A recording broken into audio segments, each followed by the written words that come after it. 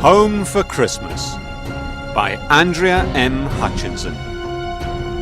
Chapter 1. Going Nowhere. Harminda looked at her watch and then at the traffic outside. The airport was 10 kilometres away and it was already 5:15 p.m. Isn't there a quicker way to get to the airport? My plane leaves in less than 2 hours, she asked the taxi driver. Are you going home for Christmas? He smiled. The taxi was full of decorations. There was green tinsel on the steering wheel and mistletoe under the mirror. Yes, said Harminda, but there was no Christmas spirit in her voice. Harminda looked out of the window, trying not to cry. She remembered the phone call from her mum earlier that day. She missed her parents so much. Their argument 4 years ago seemed stupid now. 30 minutes later, they arrived at Galway airport. How much is it? She asked. €15 for you, sweetheart, said the taxi driver with a smile. Harminda gave him a €20 note and got quickly out of the taxi. Don't forget your change, shouted the taxi driver with a €5 note in his hand. But Harminda was already inside the airport terminal. There were a lot of people, and Harminda pushed through the crowd to look at the screens for her flight. Cancelled? Stay calm and read it again, slowly. You've read it wrong, that's all, she thought. Flight ZXY 247, destination London Stansted, cancelled. All flights from Galway were cancelled because of bad weather. I'm sorry, but tomorrow's flight to London is fully booked. Christmas is a busy time of year, said the man at the ticket office when Harminda tried to find another flight. What about another airport? Dublin, perhaps? Sorry. You don't understand, said Harminda. I have to get to London as soon as possible. My dad's ill. I really am very sorry, the man said sympathetically. You could hire a car. It's a long journey, but if you need to get there quickly... As Harminda ran towards car hire, she saw that there were only 2 women waiting, and she started to feel hopeful. I'm sorry, but this is the last car, she heard the assistant say.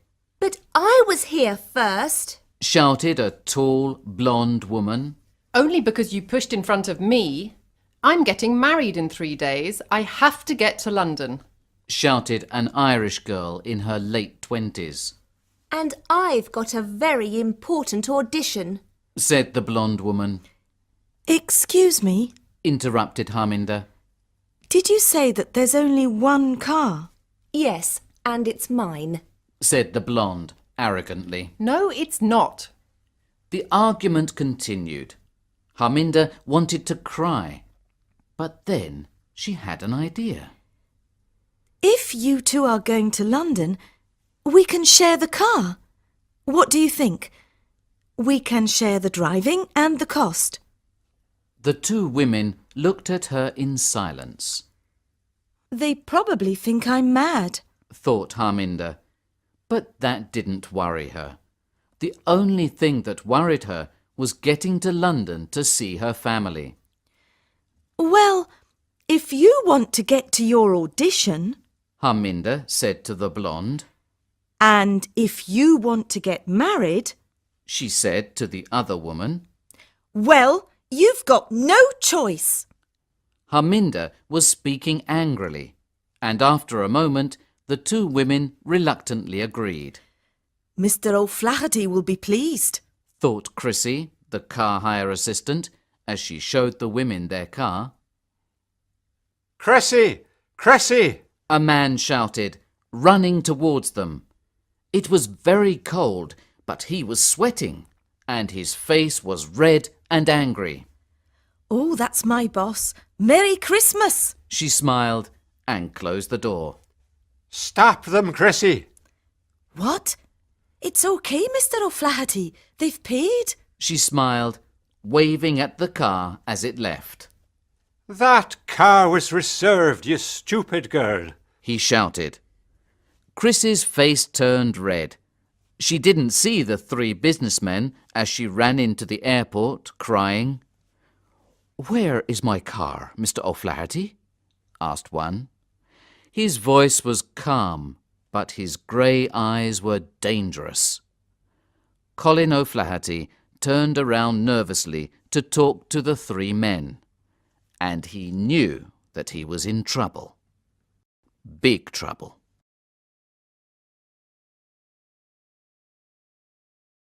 Chapter 2. Galway to Dublin. Don't worry. I'll be there. I love you too. Said Shauna, the Irish girl. She was on the phone. Was that your fiancé? Asked Harminda when Shauna finished speaking. Yes. She replied with a smile. And you're getting married on Christmas Eve. That's so romantic. I know. Graham is romantic. She said. She took a photo from her purse and gave it to Harminda. It was obvious that she loved him very much. He even proposed on Valentine's Day. Original.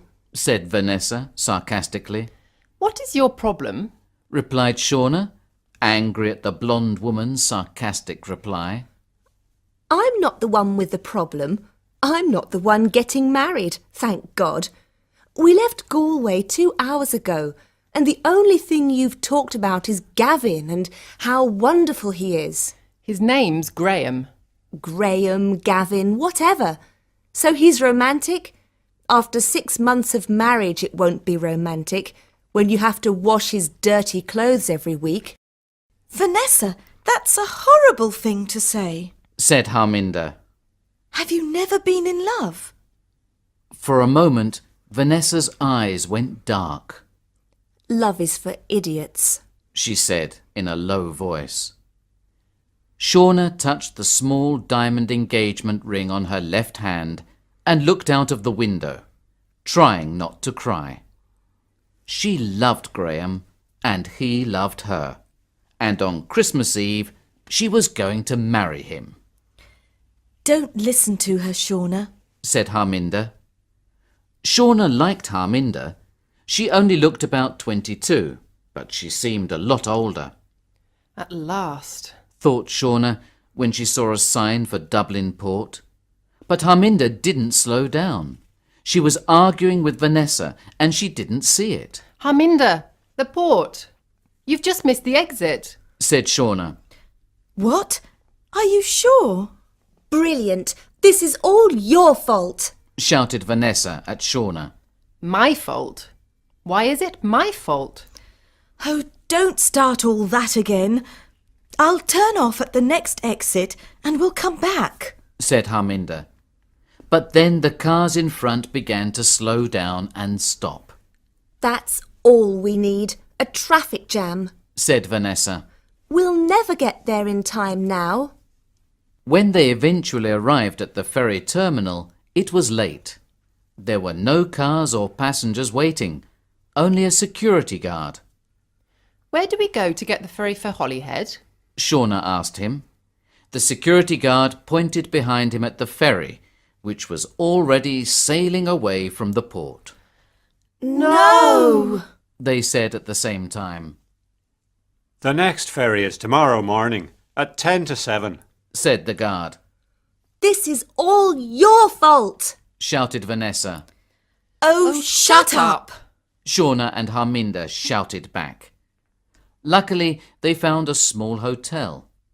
They started to relax as they began to take their bags out of the car in the hotel garage.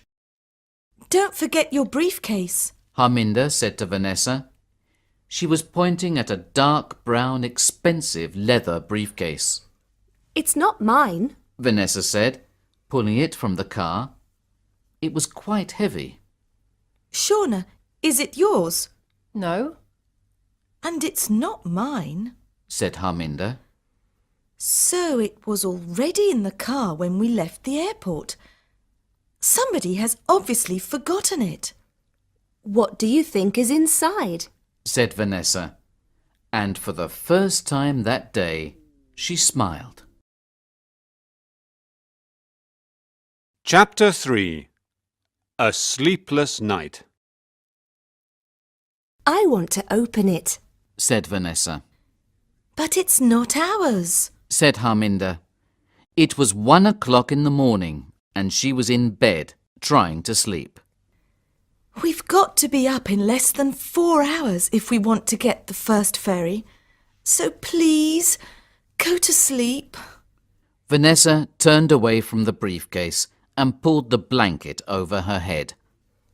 We couldn't open it anyway. It's locked. Said Shauna, getting into bed. But then she noticed Vanessa's smile. What? Why are you smiling?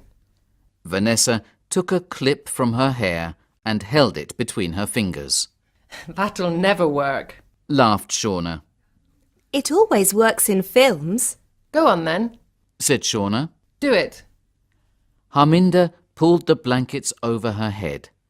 Vanessa worked on one of the locks, using her clip as a key. I knew it. Said Shauna after a few minutes. I didn't think it was going to work. But before she could finish her sentence, there was a click, and the lock opened. Harminda sat up in bed. This didn't seem the right thing to do, but now it was open, she wanted to know what was inside. Vanessa soon opened the other lock. Slowly, she opened the briefcase. Her eyes became big and round when she saw what was inside. Harminda watched their shocked faces. What's in it? Show me. Vanessa turned the case towards her. The briefcase was full of money. After a few moments, Harminda said, There are hundreds of thousands of euros here. She laughed nervously. I've never seen so much money. There's only one thing we can do now. What are you doing? Vanessa said when she saw Harminda with her mobile phone in her hand. I'm going to phone the police. You can't do that. Do you realise what a difference this money could make to our lives? But it's not ours. We don't know whose it is. There's no label, no name. Tell her, Shauna. Shauna, you know we have to go to the police, don't you? Said Harminda. I don't know. My fiancé and I really want a honeymoon. We could go anywhere in the world with this money. The Maldives, the Caribbean, New York, San Francisco, anywhere. At the moment, we're going to stay in my parents' caravan. Shauna looked into Harminda's eyes. We've never had a holiday together. I'm sorry, Harminda. Vanessa held Harminda's hands.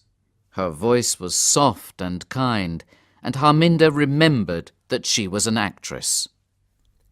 You said your dad's ill. Think about it. With this money, you could pay for the best doctors. Harminda's phone started to ring.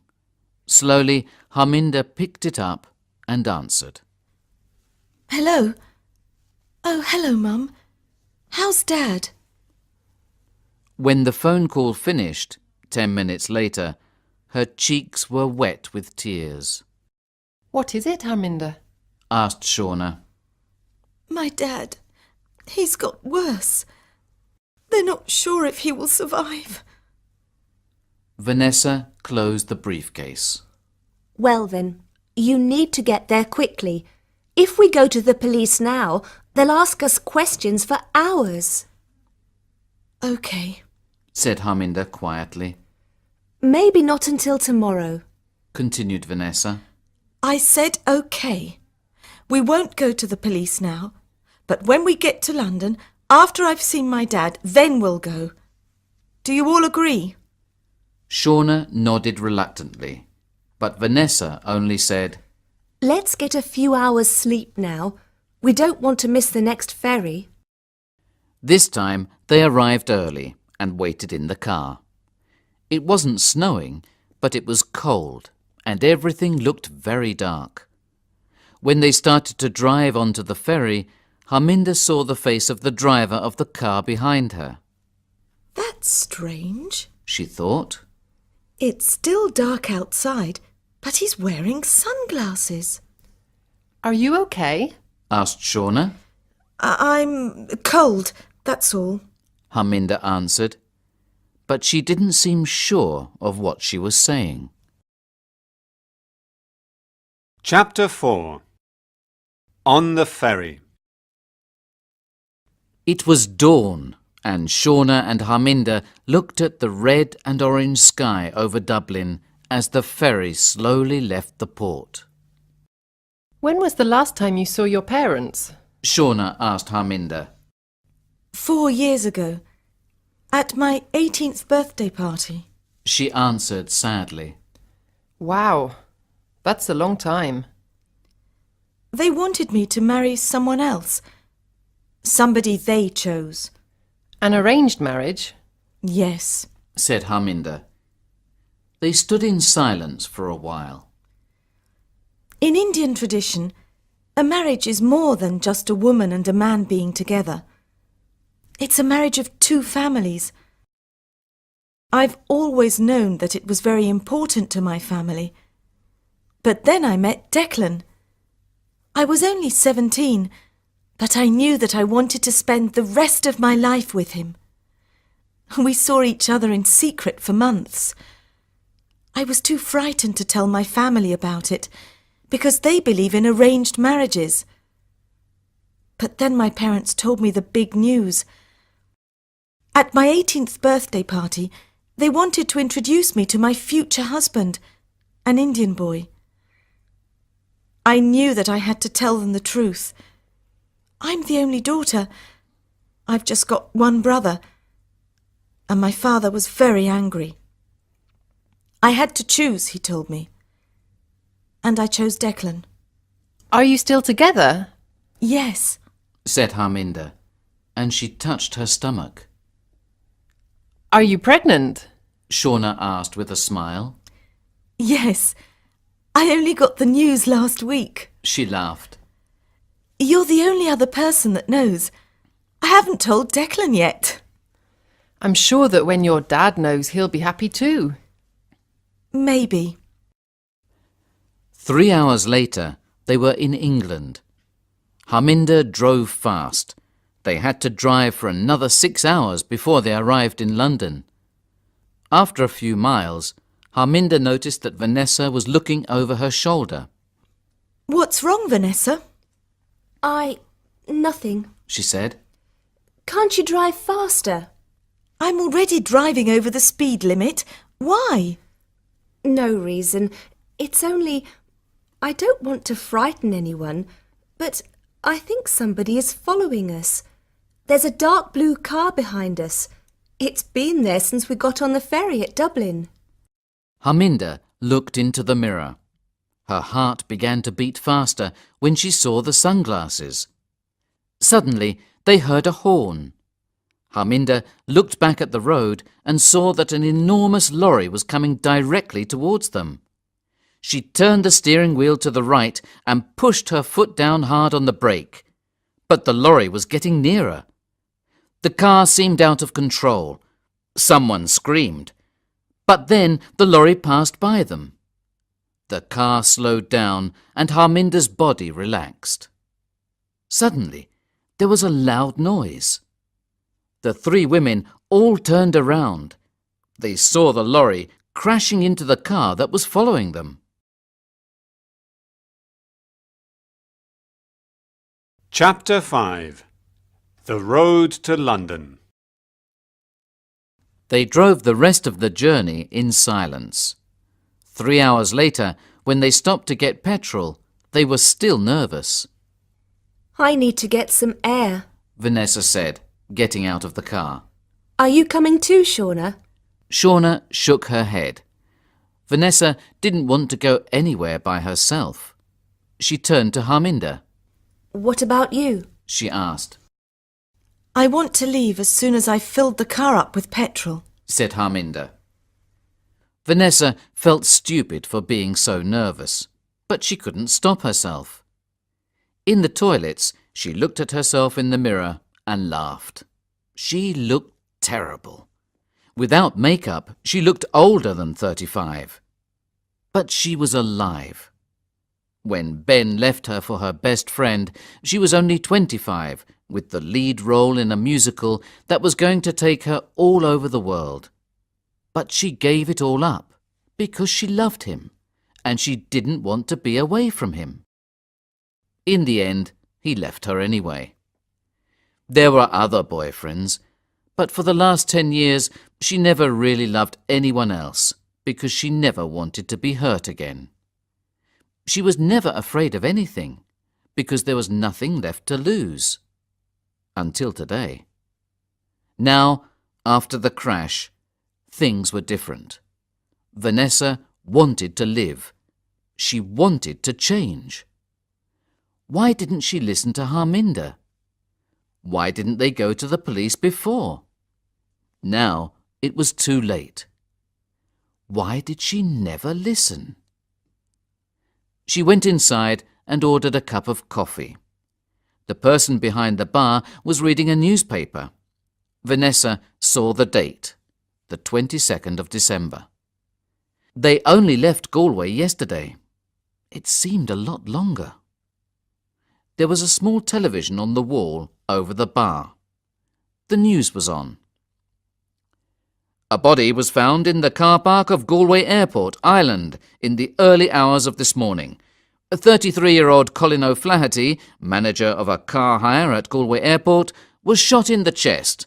The police believe the killing was related to drug trafficking. It's terrible, isn't it? Said the barman, passing Vanessa her glass of water. Vanessa realised that she was staring at the television. Her face was white, her mouth open. It's in the newspapers. Look. He passed her the newspaper. "Family man killed in drug shooting," said the headline.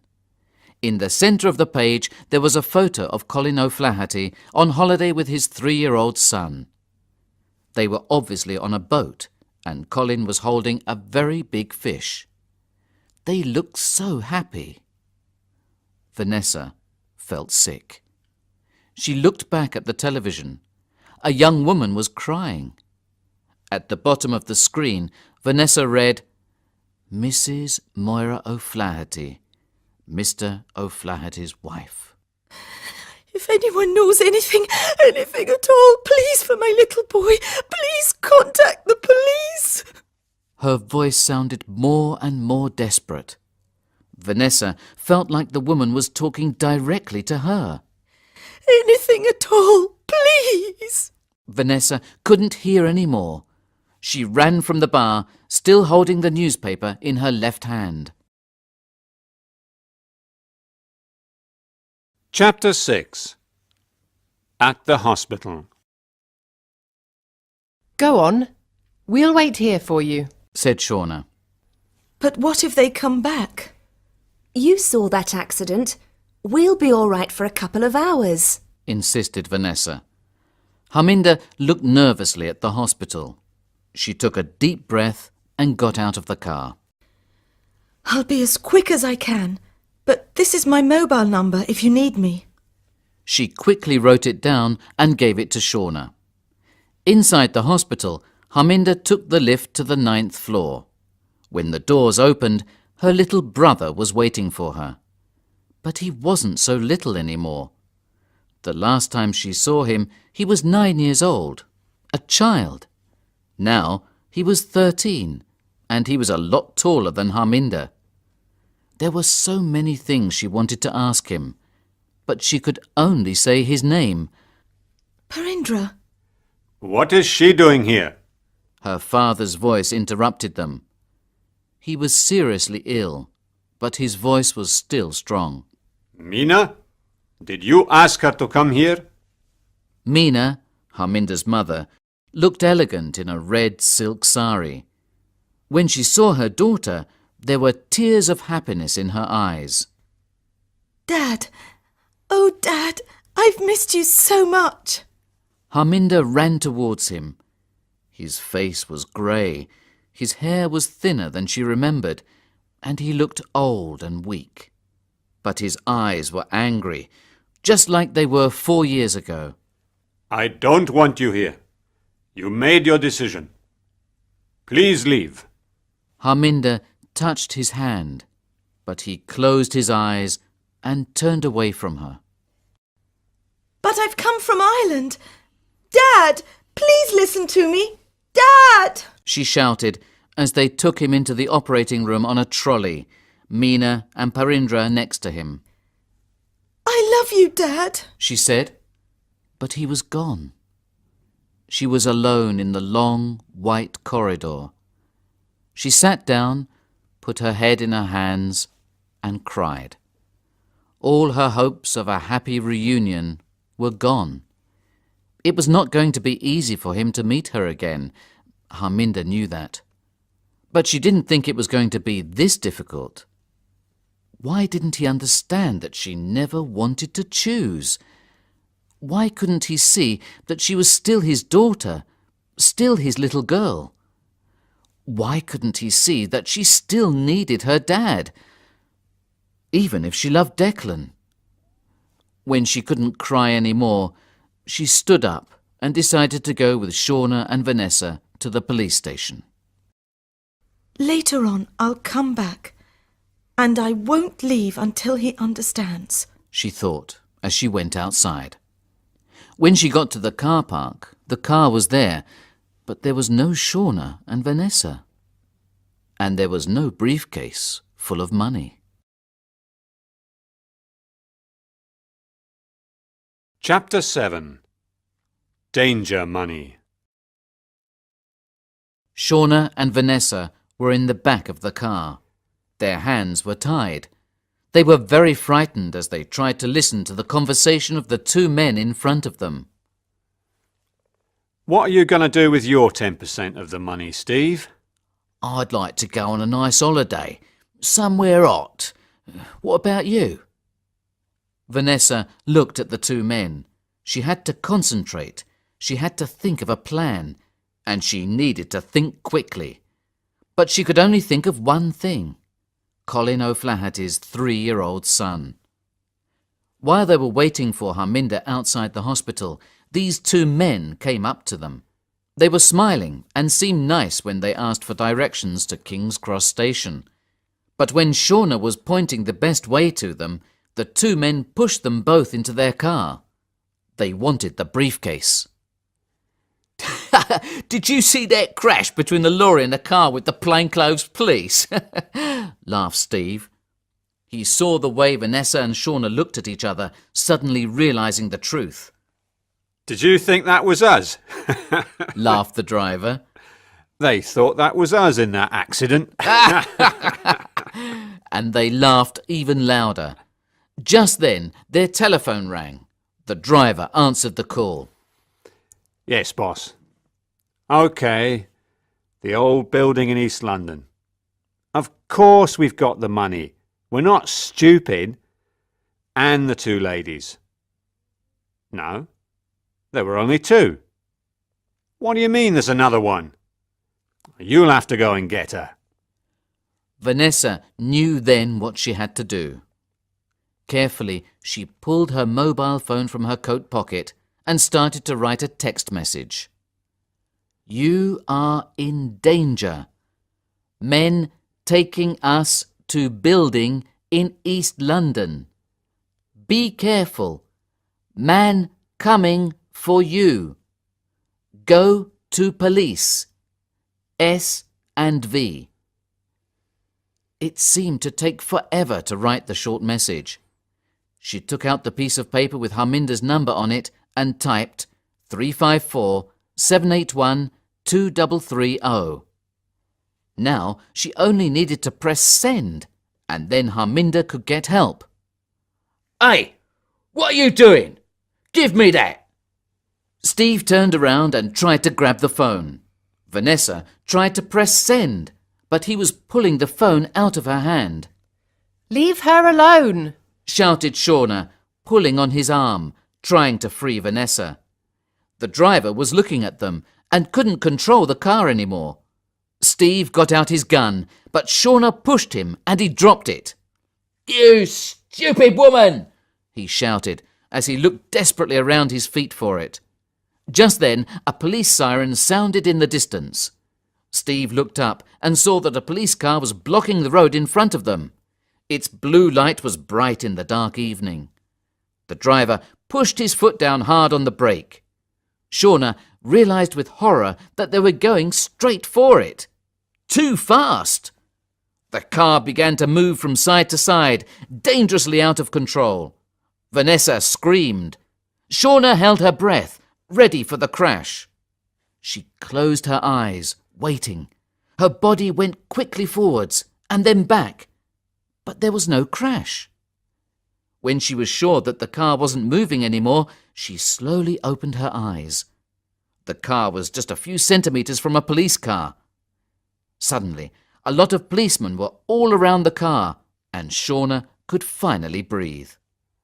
Their nightmare was over.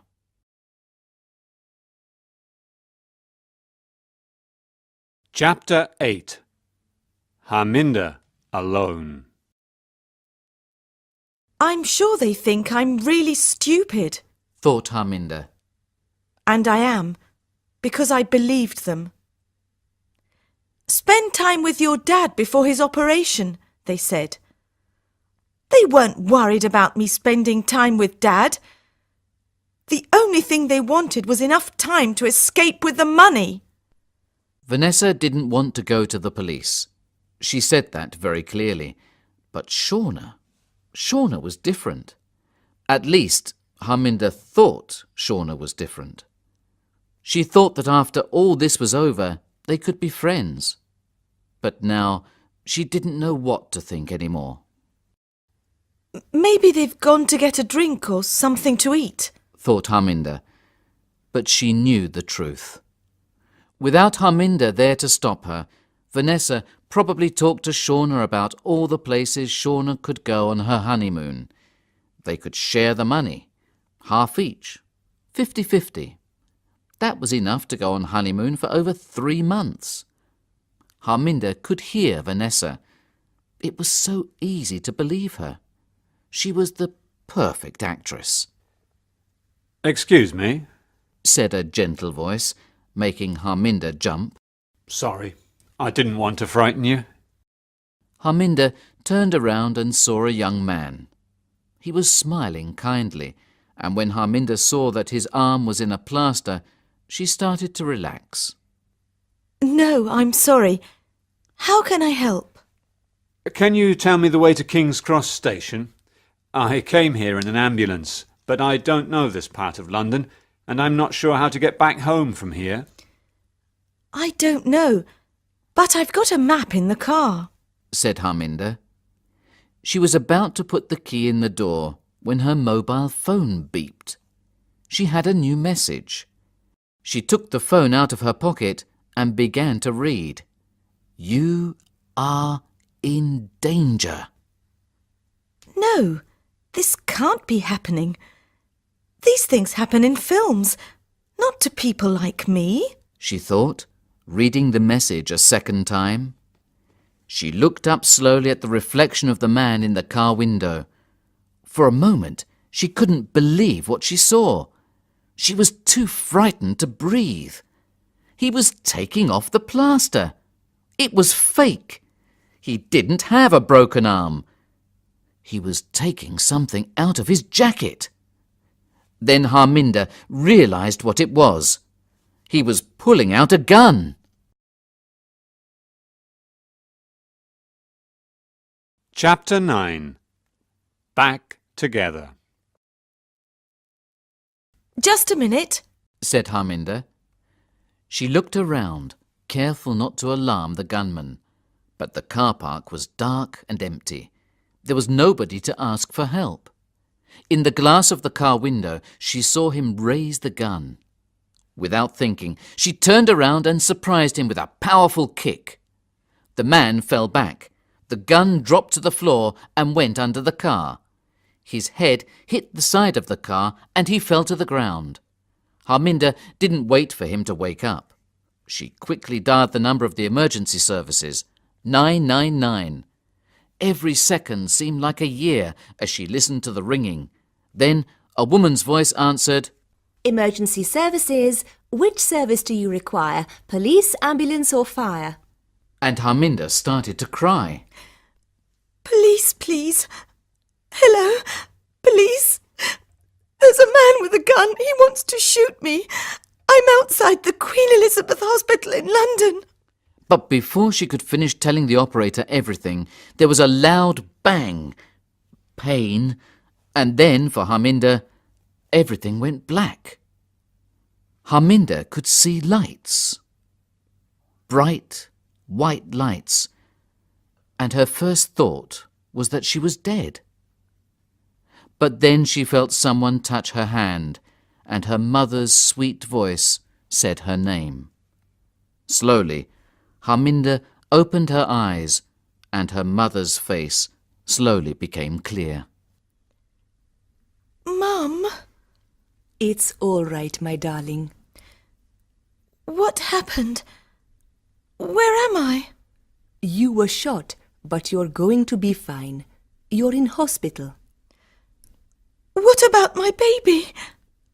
Harminda started to feel frightened. Your baby's fine. Harminda saw that there were tears in her mother's eyes, but they were tears of happiness. I'm going to be a grandmother. Harminda looked around the room. Parindra was there. Even Shauna and Vanessa were there. Everyone except her dad and Declan. Where were they? What day is it? Asked Harminda. It's Christmas Eve. You're getting married. And what about your audition, Vanessa? I got the part, of course. It's a thriller about some dangerous criminals. We're starting filming next week in France. And I'm getting married in Shauna looked excitedly at the clock. about 3 hours from now. I really must go now. My mum is waiting for me with my dress. But I just wanted to see you before. We wanted to know that you were okay. Smiled Vanessa. There was only one more thing Harminda wanted to know, but she was also afraid of hearing the answer. Mum, how did Dad's operation go? Harminda asked. But before Mina could answer, the door to Harminda's room opened, I hope this young man drives his car better than he does a wheelchair. said Harminda's father. Declan pushed him into the room and next to Harminda's bed. I love you, Declan whispered, and kissed her gently on the lips. Then Harminda's father took her hand. Harminda, when I heard you were shot and in danger of dying, I thought about all those years. I realized that what is important is that you're happy. And if it is Declan He reached up for Declan's hand. that makes you happy, then I am happy. Seeing her tears, he looked suddenly worried. You are happy, aren't you? Yes, She said quietly. I am now. Now that my family is back together.